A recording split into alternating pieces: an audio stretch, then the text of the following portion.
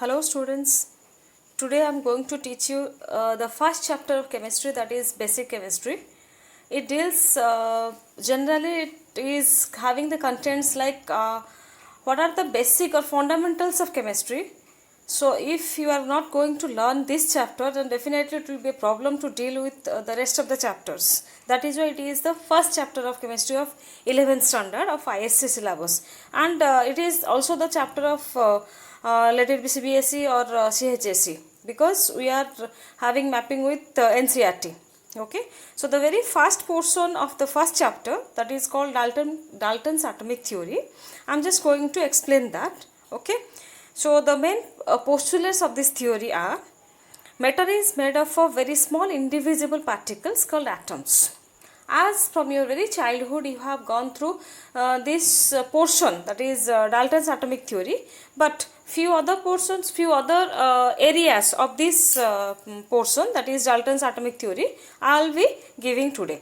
That is, what are these limitations of this theory and how those limitations were overcome by modern advancement of theories. Okay, so the first point or the first postulate of this theory, that is Dalton's atomic theory, is saying that matter is made up of very small indivisible particles called atoms. Here you need to give stress to the word indivisible. Okay, the word indivisible here is to be given stress. Okay, indivisible means it cannot be further subdivided. Okay, now next point is atoms of the same element are identical in all respects, have same mass and size. Okay, as far as Dalton's atomic theory, atoms of the same element are identical in all respects, even have same mass and size. Okay, next, atoms of different elements differ in properties and weight. This is what the third point. That means if you are taking the atoms of different elements, they will be differing in their properties as well as in their weight or mass.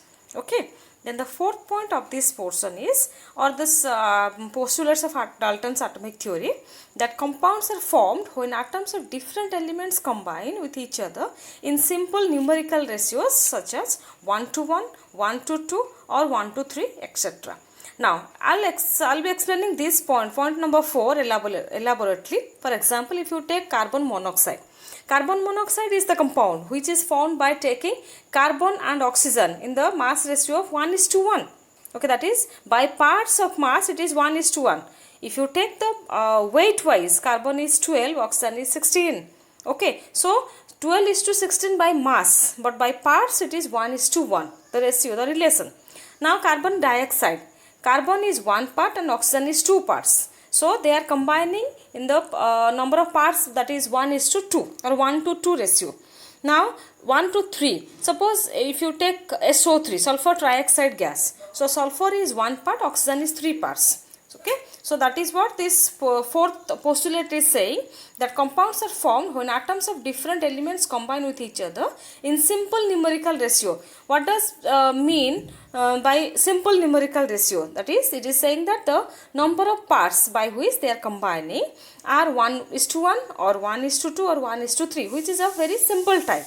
Okay, now after this fourth, I am going to the fifth one. Atom is the smallest particle which can take part in a chemical reaction. Atoms retain their identity in all chemical reactions.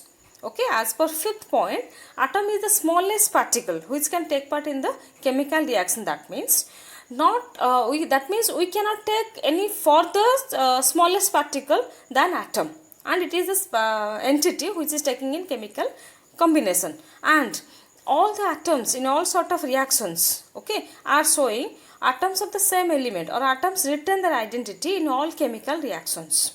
Okay, they are showing their own property in all the chemical reactions. This is what the meaning of fifth point. Now I am going to the sixth one. Atoms can neither be created nor be destroyed. So a chemical reaction is nothing but arrangement of atoms.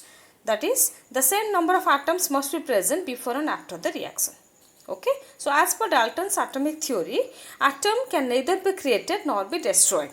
Okay, so that means it is following, that is law of conservation of, you can say, it is following this, the fundamental law of nature.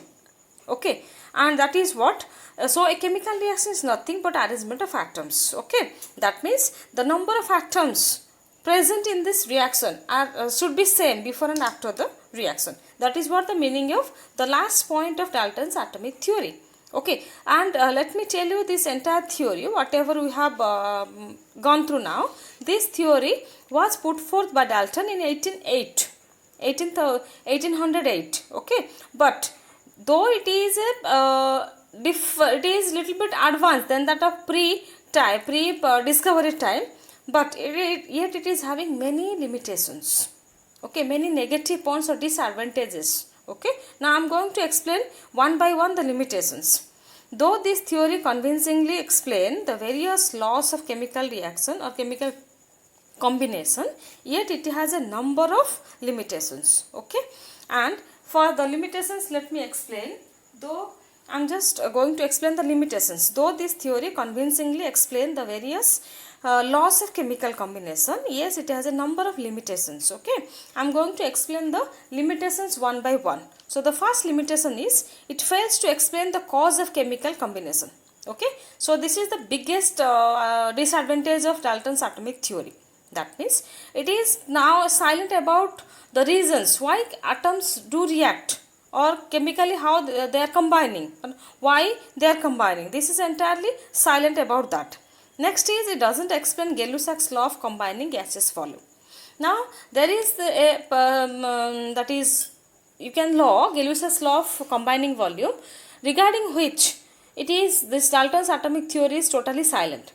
Now let me tell you what is the difference between a law and a principle. Okay, a law is a theory, but when it is going to match universally with all aspect, then it becomes a principle. Okay, that means principle is always a scientifical data. Okay, so this Dalton's theory is now silent regarding Gay-Lussac's law of combining volume. That is, it is not in parallel with Gay-Lussac's law of combining volume. Okay, so next one is it doesn't give an idea about the isotope and isobar. Okay, it is not giving any idea about isotope and isobar. Okay, and it doesn't give the difference between an atom and a molecule. It also, this theory is also silent about the difference between atom and molecule. So these are the limitations of Dalton's atomic theory.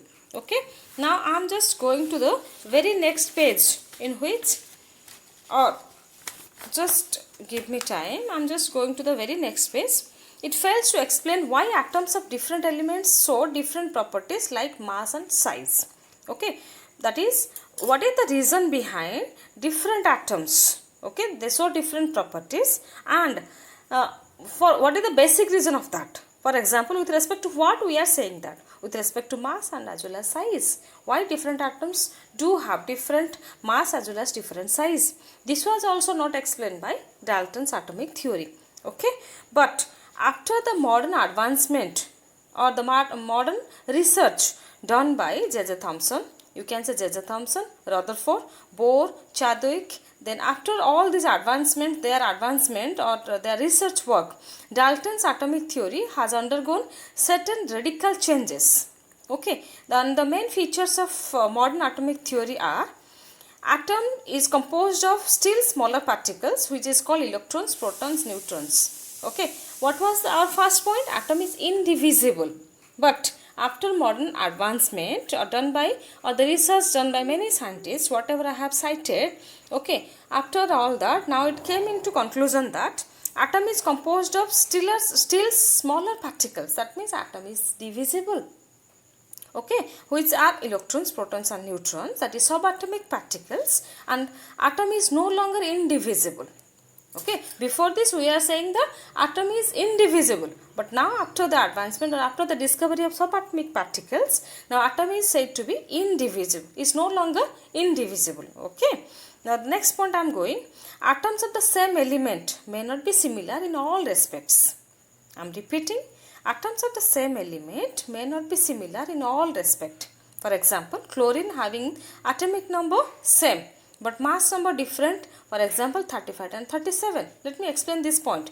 Chlorine is having atomic number 17, but it is having different masses, for example 35 and 37, in which it is present in our atmosphere.